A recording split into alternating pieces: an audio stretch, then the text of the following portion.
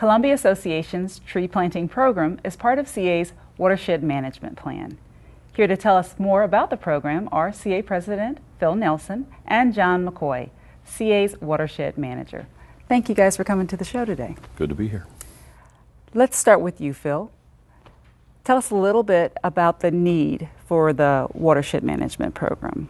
Well, one of the elements that we're working on here, and what John is going to be talking about more today, is how we're going to use some of Columbia's 3,500 acres of open space and how we're going to kind of try to do our part to slow down the flows of waste or stormwater that goes through, as well as the velocity that it does. And one of those ways of doing that is to plant trees.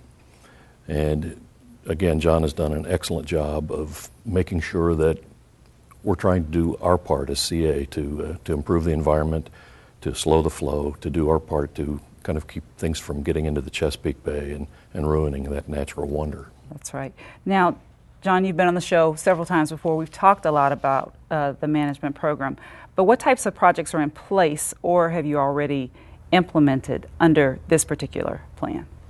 Under this particular plan, we have built several what we call bioretention facilities, which are basically large rain gardens that treat parking lot areas. We built one over by Elkhorn Landing, and we built one up by the YMCA on Homespun, and we have 10 or so more that we're building. We'll start another one over off Windbell Court and Owen Brown in about 3 weeks.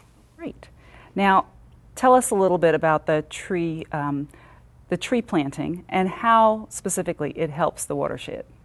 Well, trees are actually kind of magnificent when you look at them. One of the things that they do with their architecture is leaves and trunks intercept rainfall. So a medium-sized tree over the course of a year might actually catch 2,000 gallons of water that falls as rain, and it slows that flow down. It lets it fall down on the ground very slowly, which also then allows it to soak into the ground so we can reduce the volume of runoff that leaves our property. Okay, so that's therefore the reason. Okay, so is there a website that residents can go to for more information on upcoming events? ColumbiaWatershed.org is our watershed website, okay. Yes. Well, that was simple. We'll put that up on the screen, and thank you guys for both being here, and Phil, we'll see you next month. Thank you.